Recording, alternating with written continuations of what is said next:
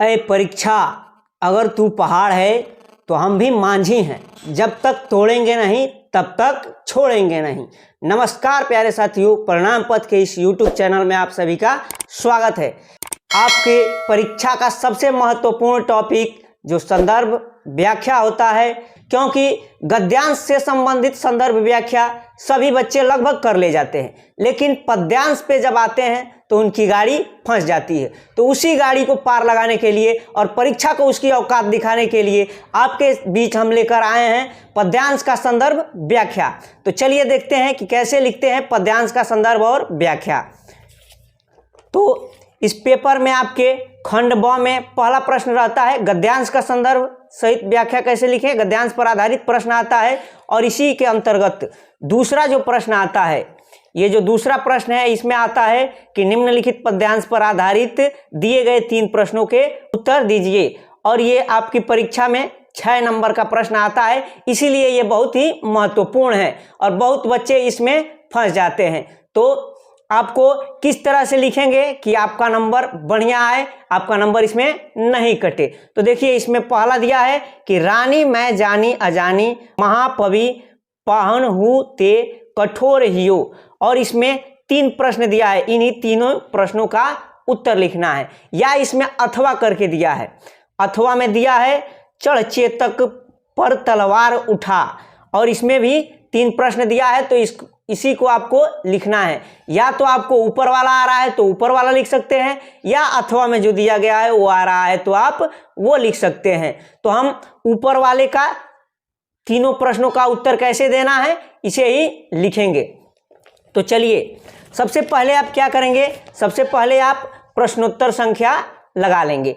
Copy में आप सबसे पहले प्रश्नोत्तर संख्या लिख लेंगे कि प्रश्नोत्तर संख्या आपका कौन सा है। तो ये प्रश्नोत्तर संख्या हमारा 2 है। अब आपको एग्जामिनर को दिखाना है कि आप कौन सा पद्यांश लिख रहे हैं। तो देखिए हम ऊपर वाला पद्यांश लिख रहे हैं, तो इसमें है रानी मैं जानी अजानी। तो हम इसका शुरू में कुछ लाइन यहाँ पे लिख लेंगे। देखिए ऐसे शुरू में कुछ लाइन लिख लेंगे ताकि एग्जामिनर को समझ में आए कि हाँ इस लड़के ने कौन सा पद्यांश किया है। तो रानी मैं जानी अजानी यहाँ तक लिख लेंगे और इसके अंतिम का कुछ लाइन डैश देके लिख लेंगे। यहाँ पे अंतिम का कुछ लाइन हम लिख लिए हैं। अब इसमें देखेंगे कि प्रश्न क्या पूछा है। तो पहला प्रश्न हमारा है कि उपर्युक्त पद्यांश का संदर्भ लिखिए। उपर्युक्त पद्यांश जो है इसमें इसका संदर्भ लिखना है। तो हम इसमें लगाएंगे पहला।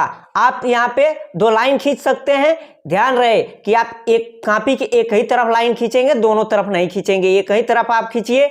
और आप इसको पहला नंबर इसका इधर लाइन के इधर लगा सकते हैं या इधर, दोनों तरफ लगा सकते हैं, जिस तरह आपको सुविधा हो। और इसमें पहला का संदर्भ लिखेंगे। जो पद्यांश है इसको आप पढ़ेंगे और पढ़ के इसका निकालेंगे कि ये किस पाठ से लिया गया है और इसके लेखक कौन है, और उसके बाद से आप पद्यांश लिखना शुरू करेंगे। तो ये जो पाठ है हमारा ये लिया गया है वन पथगमन से और इसके लेखक कौन है, तुलसीदास। तो संदर्भ हम कैसे लिखेंगे इसका, प्रस्तुत पद्यांश हमारी पाठ्य पुस्तक हिंदी के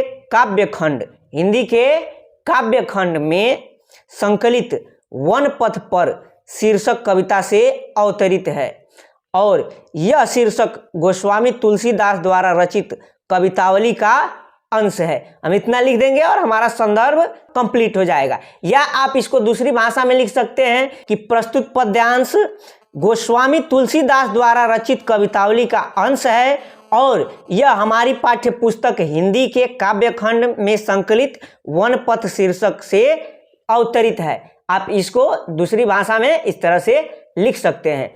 अब ये आपका संदर्भ हो गया कंप्लीट। अब दूसरा प्रश्न हमारा है कि रेखांकित अंश की व्याख्या कीजिए। इसमें जो भी अंश रेखांकित है उसकी क्या करना है, व्याख्या करना है। तो चलिए देखते हैं कैसे व्याख्या लिखेंगे। तो ये देखिए दूसरा हमारा हेडिंग लगा लेंगे रेखांकित अंश की व्याख्या, या आप केवल लिख सकते हैं व्याख्या। अब इसमें रेखांकित अंशों की व्याख्या करना है। तो इसमें पढ़ेंगे इसको हम पहले कि रानी मैं जानी अजानी और पवि पाहुन हुते कठोर हियो।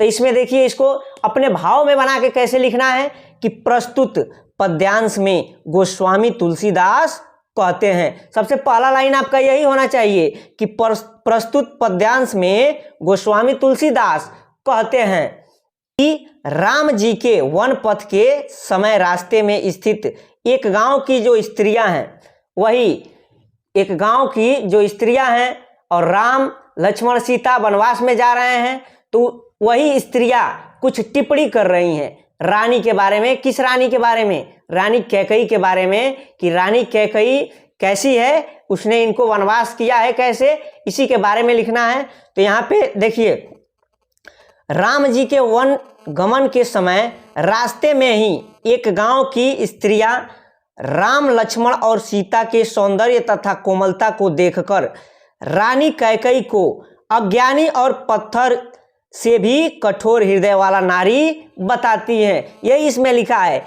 कि रानी मैं जानी अजानी पवि पाहुन हूँ कठोर हियो, कठोर हृदय माने रानी का हृदय क्या है, रानी कैकई का हृदय कैसा है, कठोर है। और रानी मैं जानी अजानी, और हम लोग रानी को कैसा जानते हैं, तो अज्ञानी जानते हैं, अज्ञानी जानते हैं और कठोर हृदय वाली रानी जानते हैं, बताते हैं। और उसके आगे कह रहा है क्योंकि उसे राजकुमारों को वनवास देते समय तनिक भी दया न आई। अब अगला है हमारा कि राजा हुकाज अकाज न जायो कहो कहो तिय को जेहि कान कियो। अब राजा के बारे में भी वे स्त्रियां कुछ टिप्पणी कर रही हैं कि राजा हुकाज अकाज न जाओ, माने राजा का जो राज्य का कार्य है उसमें कोई अकाज ना हो, इसीलिए राजा क्या कर रहे हैं, कहु तियो के जेहि कान कियो, माने कहु तियो माने उनकी पत्नी जो कह रही है वही काम कर रहे हैं राजा दशरथ भी।